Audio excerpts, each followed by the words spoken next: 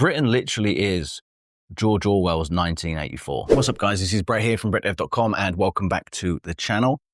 Now, I want to talk to you guys today about pretty much the state of Britain, right? So I was speaking to a friend of mine the other day, and he's an American, and both countries kind of, have their problems.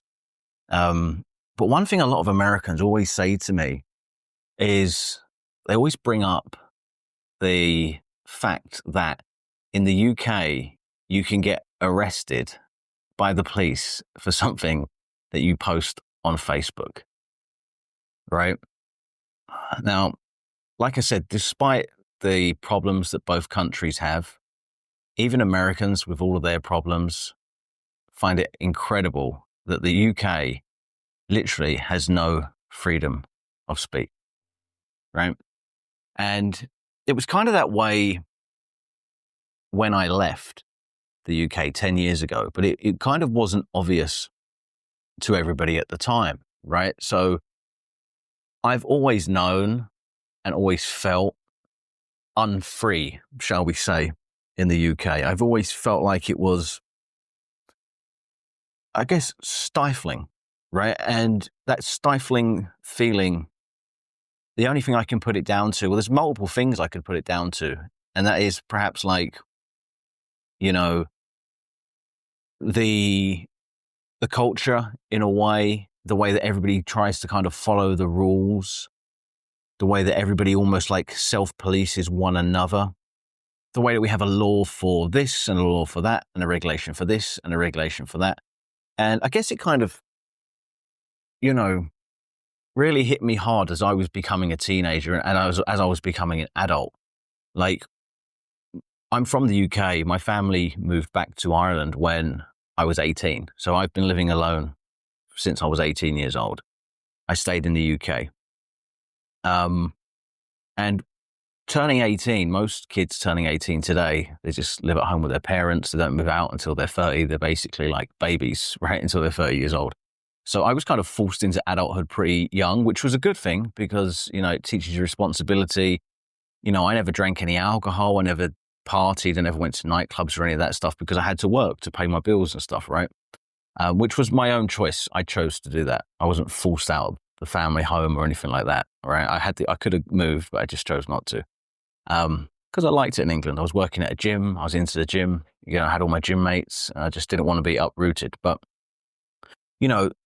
so during that period, like 18 years old, you're doing all these things. You get in a car. I took on the responsibility of, having a property. I didn't buy a property outright. I got some help with my parents to put a deposit on a small flat. But I had to pay the mortgage. I had to pay all the bills. They couldn't afford to pay any of that. And I had a roommate that I shared it with. And it was just really a way so that we could get our rent down. So we wouldn't be paying. So we'd both be paying rent, me and my roommate. But, it'd be less than if we were paying to a landlord. So anyway, I had all these, I had to go through all of this stuff like growing up. And what just really shocked me was how, there was just so many things to deal with, right? I was getting so many letters through the post every day about this, about that. I'd be on the phone to my mum saying, what is this? They're taxing me for this. I didn't realize I had to pay for my roof for this. I didn't realize I had to pay for my TV. I didn't realize that, once I got my car, I didn't realize that if I drove down the road, in England, we've got what's called average speed cameras. So if you go through one speed camera and you get to the next one, it calculates the speed you're doing in between and it will send you a ticket in the post, right? How Orwellian is that? So I'm 18. I'm just going out there into the world and I'm just being fucking hammered, right? Just fucking hammered by all these rules, all these regulations and all this stuff. And, so I just felt this horrible sense. It was just stifling, right? It was just stifling. It was like, my friend talks about this. There's a law. It's like there's a law and a rule and a regulation for absolutely everything. And you're just expected to know what those laws, rules and regulations are. Just to be a citizen in the UK, you basically need a law degree, right? Just so you don't accidentally break a law that you didn't know existed, right? Or get a fine for something that you didn't know you could even be fined for.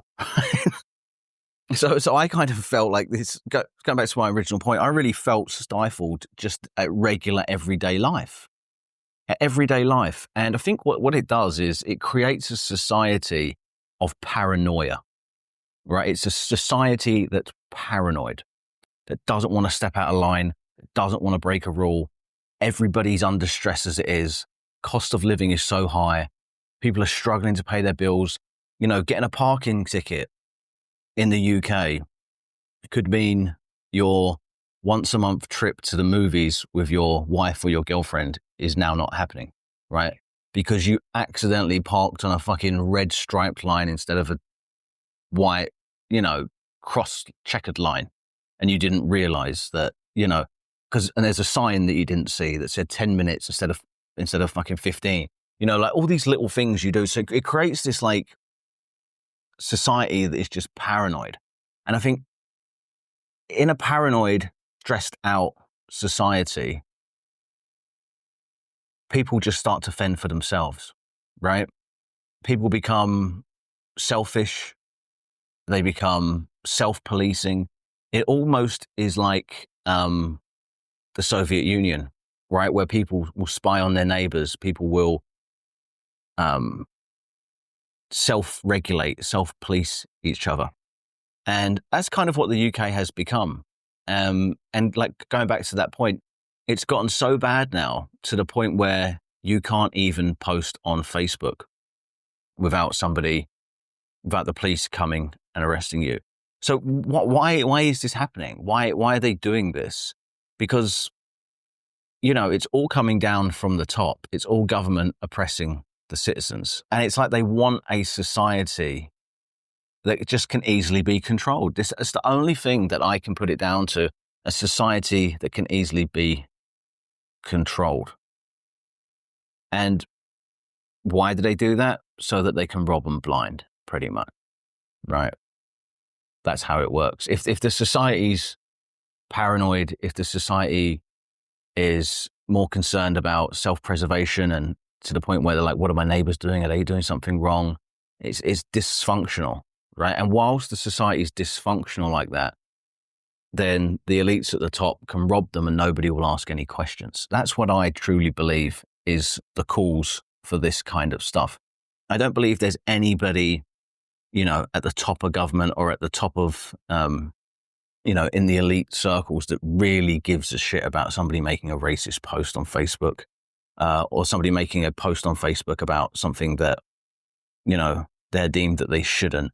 It's not what it's about at all. It's just about creating that dysfunctional society so they can rob them. What is good is that people are starting to wake up to it. However, what I think is the problem is people are waking up to individual issues, right? So right now we've got the protests in England about immigration, and that's another diversion tactic. It's, you know, get fired up about immigration, get fired up about the fact that we'll arrest you for posting on Facebook, get fired up about this, get fired up about that.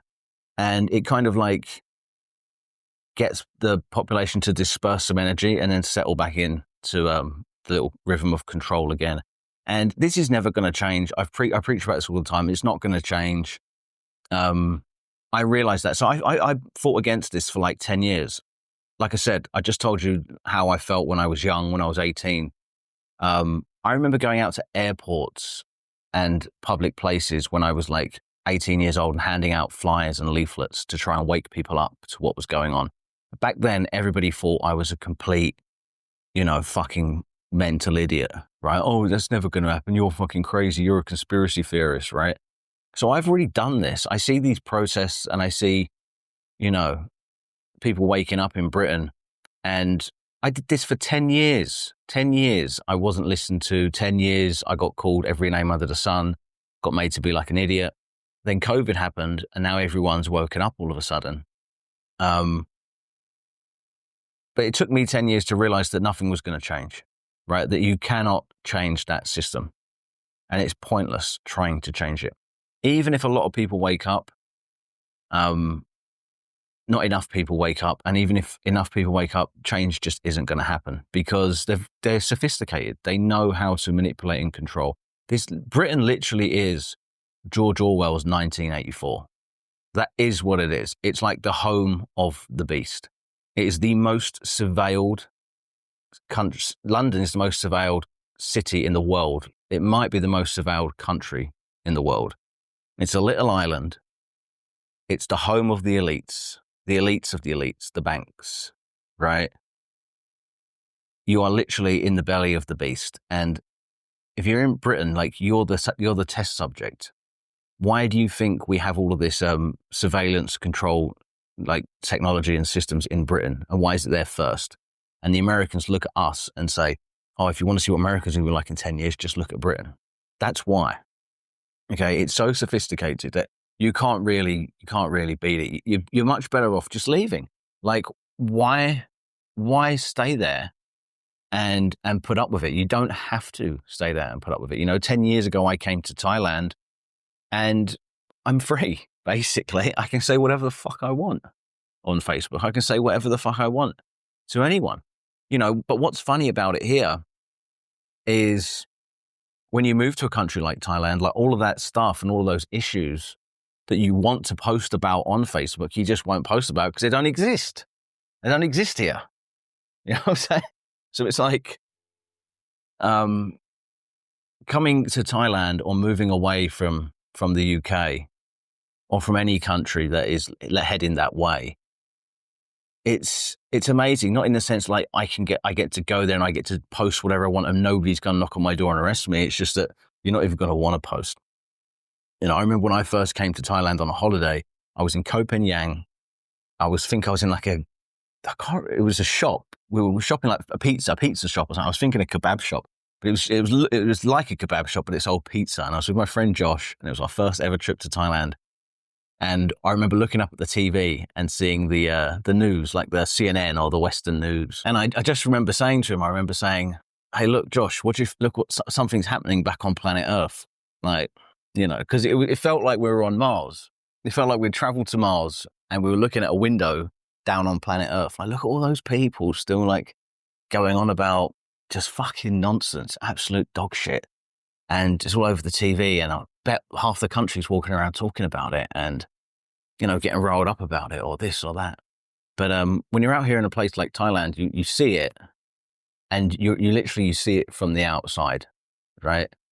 You can see how mental it is, how crazy it is, the fact that the police could just come and knock on your door and arrest you for saying something that the government do not like.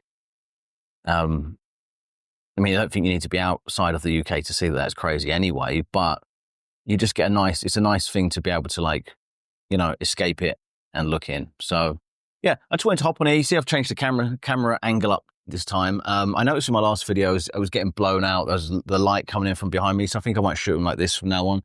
But yeah, I just wanted to hop on here and talk about that. Hope you enjoyed the video and I'll see you in the next one. Take care.